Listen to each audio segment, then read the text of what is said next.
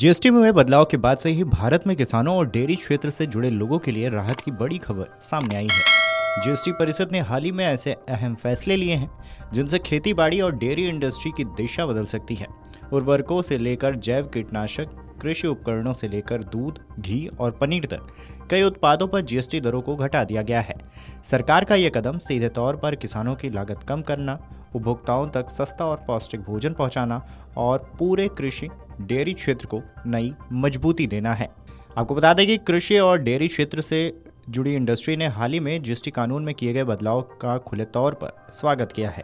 GST परिषद के फैसले के बाद अब कई कृषि इनपुट और डेयरी उत्पादों पर कर की दरें घटा दी गई है।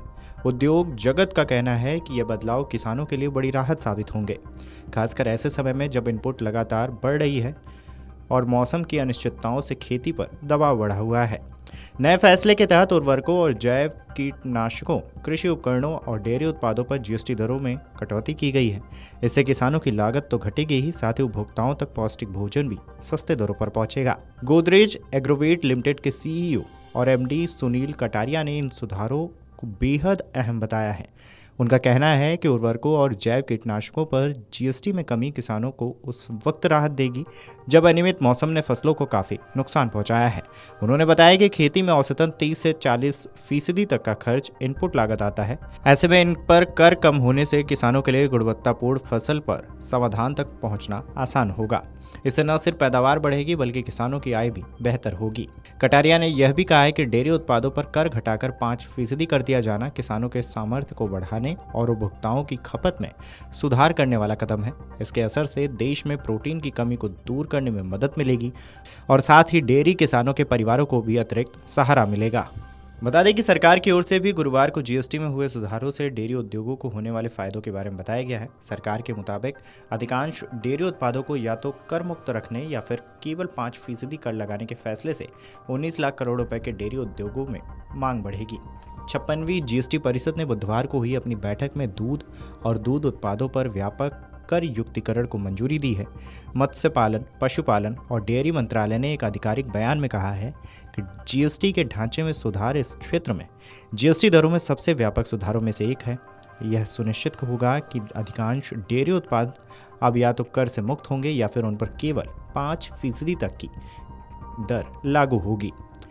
22 सितंबर 2025 से प्रभावित संशोधित ढांचे के तहत अल्ट्रा हाई टेम्परेट यानी कि यूएचटी दूध पर जीएसटी दर 5% से घटाकर 0 कर दिया गया है। पनीर छेना पर जीएसटी 5% से घटाकर 0 कर दिया गया है। मक्खन, घी, डेयरी उत्पाद, पनीर, गाढ़ा दूध, दूध आधारित पेय पदार्थों पर 12% से 5% जीएसटी लगेगा।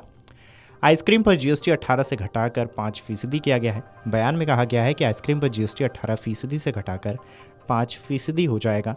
दूध के डिब्बों पर 12% की जगह 5% जीएसटी देना होगा।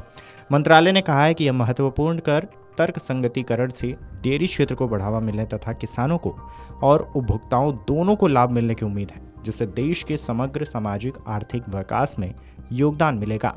इस सुधार से 8 करोड़ से अधिक ग्रामीण किसान परिवारों, विशेषकर छोटे, सीमांत और भूमिहीन मजदूरों को सीधे लाभ मिलेगा, जो अपनी आजीविका के लिए दुधारू पशुओं का पालन करते हैं। मंत्रालय ने कहा है कि कम कराधान से परिचालन लागत कम करने और मिलावट पर अंकुश लगाने में मदद मिलेगी। भारत विश्व का सबसे बड़ा दूध उत्पादक देश है। इसका उत्पादन 2023-24 में 239 मिलियन टन होगा, जो वैश्विक दूध उत्पादन का लगभग 24% है। भारतीय डेयरी क्षेत्र का कुल बाजार आकार 2024 में 18.98 लाख करोड़ रुपए होने का अनुमान है।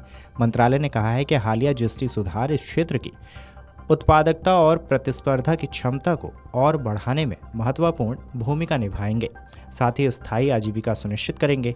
Video desk amarujala.com।